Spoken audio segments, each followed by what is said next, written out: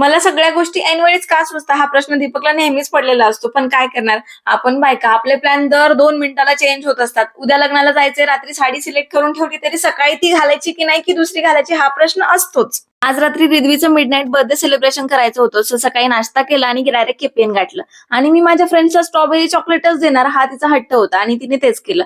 आणि आजकाल रिद्वीला कशासोबत खेळायचं असतं ना काही सांगताच येत नाही. शेपूची भाजी पण कमीच पडते. घरी आलो, छान जेवण केलं आणि त्यानंतर हे दोघं बसले होते फोन बघत.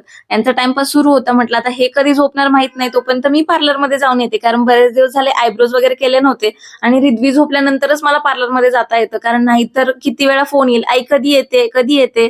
त्यानंतर तिकडनं आले आणि छान रिद्वीचा हेअर वॉश करून दिला. त्यानंतर पुन्हा आम्ही बाहेर गेलो, कारण ऐनवेळी जे कामं सुचतात मला तेच. सगळं डेकोरेशनचं सामान वगैरे बाकी होतं, रिद्वीची ज्वेलरी बाकी होती, ती सगळी घेऊन आले.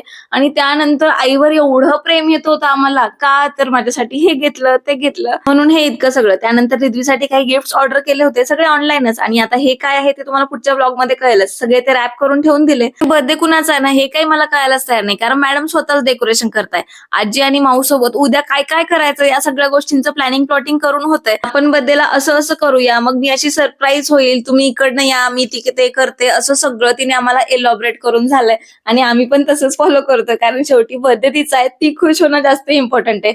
आणि मॅडम एवढ्या खुश होत्या ना की विचारच नाही करू शकत. आम्हाला खूप सारे रील शूट करायची हौस होती, पण आमचं हसूच थांबत नव्हतं.